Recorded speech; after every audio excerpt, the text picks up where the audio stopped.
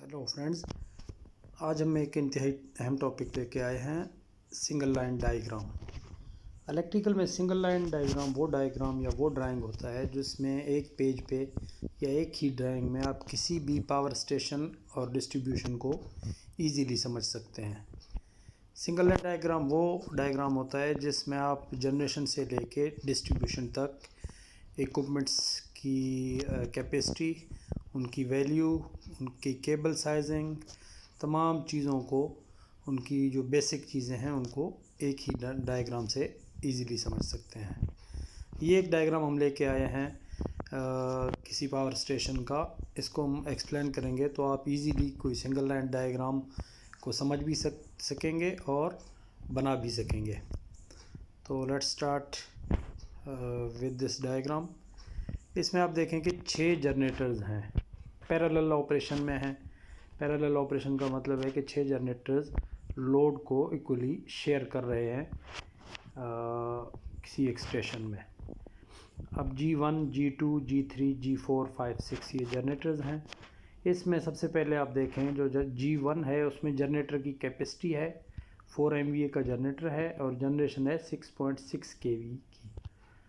इसमें आप फ्रीक्वेंसी को भी मेंशन कर सकते हैं, 50 हर्ट्ज़ है या 60 हर्ट्ज़ है। ये आ गई आपके जनरेटर की कैपेसिटी। फिर जनरेटर का जो ब्रेकर है वो ब्रेकर की कैपेसिटी आ गई 630 एम्पेयर, आप देख सकते हैं। और VCB 630 एम्पेयर का VCB लगा हुआ है हर जनरेटर के साथ। और जनरेटर से लेके जो बस बार है, बस बार तक जो केबल आ रही है वो 3 कोर 240 mm² की केबल है, उसको भी आप देख सकते हैं। ये केबल साइज़ आ गई, ये जनरेटर का कैपेसिटी, ये सर्किट ब्रेकर की VCB है 630 एम्पेयर की। ये केबल जो आ रही है बस बार के साथ कनेक्ट हो रहा है, ये 3 कोर 240 mm² की केबल है। तमाम 6 के 6 जनरेटर एक ही बस बार के साथ कनेक्ट हैं और बस बार आपका 2 पोर्शन में है, 2 पार्ट्स में है। बीच में बस कपलर लगा हुआ है, ये बस कपलर आपको नज़र आ रहा है। बस कपलर से लेके इस तरफ बस बार एक A है और इस तरफ बस बार B है। इस बस कपलर का मकसद है कि अगर कोई बस बार साइड पे प्रॉब्लम आए तो इस बस कपलर को आप ओपन करके जिस तरफ फॉल्ट है उसको आइसोलेट करके उसको डायग्नोज कर सकते हैं और दूसरा साइड एनर्जाइज रहेगा और उसकी पावर को यूटिलाइज कर सकेंगे। इस बस कपलर में NC लिखा हुआ है, मतलब नॉर्मली क्लोज। ये बस कपलर नॉर्मली क्लोज हालत में होती है, ये एक ही बस बार कंसीडर की जाती है, लेकिन आप इसको आइसोलेट करके 2 पोर्शन में कर सकते हैं, बस A और B। इसके बाद फीडर लाइंस हैं, 6600 की फीडर लाइंस हैं। और जो फीडर के लिए जो ब्रेकर्स लगे हुए हैं उन ब्रेकर्स की कैपेसिटी भी इसमें मेंशन है। हर ब्रेकर की आप अलग भी मेंशन कर सकते हैं, ये देख सकते हैं 630 एम्पेयर की के VCB लगे हुए हैं हर फीडर पे। उसके बाद फीडर से जो लाइन निकल रही है केबल, वो केबल की साइज़ आप हर केबल की लिख सकते हैं। इसमें जैसे आपको नज़र आ रहा है 3 कोर की है 240 mm² की केबल है जो ट्रांसफार्मर या लोड की तरफ जा रही है। तो उसके बाद ट्रांसफार्मर है, फिर ट्रांसफार्मर की कैपेसिटी इसमें आप मेंशन करते हैं। ये आपके ट्रांसफार्मर जैसे ये नज़र आ रहा है 3 MVA का ट्रांसफार्मर है। इस तरह आप तमाम ट्रांसफार्मर्स की वैल्यू लिख सकते हैं। उसके बाद फिर LT सर्किट ब्रेकर है। LT सर्किट ब्रेकर की वैल्यू ये आपको नज़र आ रहा है 2000 एम्पेयर की है और ACB है, एयर सर्किट ब्रेकर।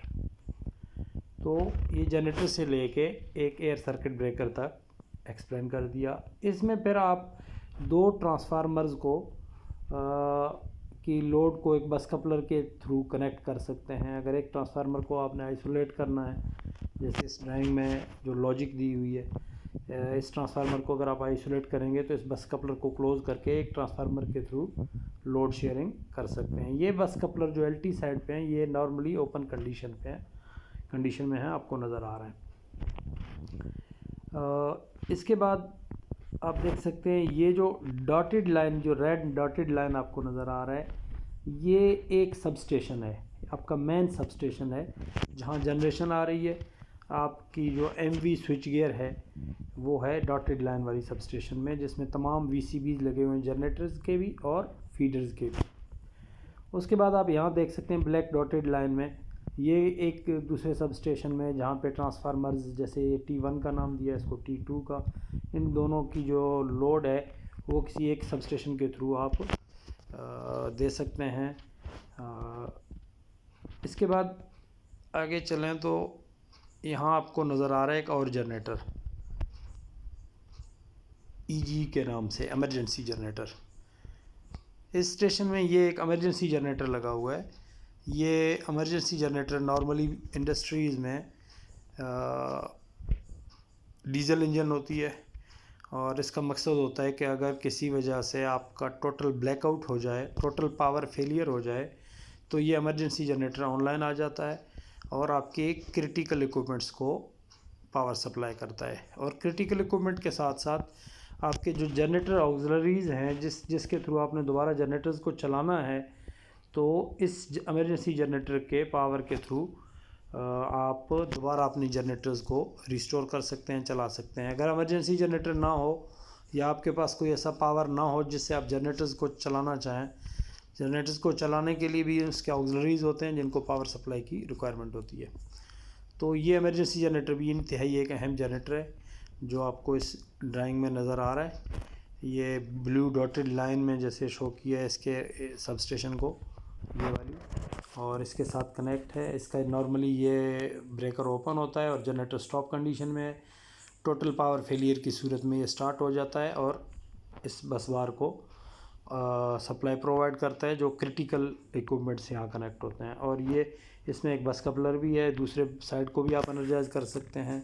इसमें जनरेटर के तमाम ऑक्सिलरीज जो मेन आपके जनरेटर्स हैं उनकी सप्लाई यहाँ से जाती है। जब ये सप्लाई यहाँ पे आ गई तो आप इस सप्लाई के थ्रू अपने मेन जो 6 जनरेटर्स हैं उनको दोबारा रिस्टोर कर सकते हैं इस एमरजेंसी जनरेटर के थ्रू। इस एमरजेंसी जनरेटर का ब्रेकर है, उसकी कैपेसिटी भी आप लिख सकते हैं कि 1000 एम्पेयर की है या 400 वोल्ट की है, वो भी इसमें मेंशन हो सकता है। तो ये एक सिंपल सिंगल लाइन डायग्राम है। इसको आप देख के टोटल अपने पावर सिस्टम को समझ सकते हैं। जनरेटर्स, उनकी कैपेसिटी, केबल साइजिंग, उसका लॉजिक, उसके ट्रांसफार्मर्स की कैपेसिटी, ये है आज का हमारा topic. Thank you for watching.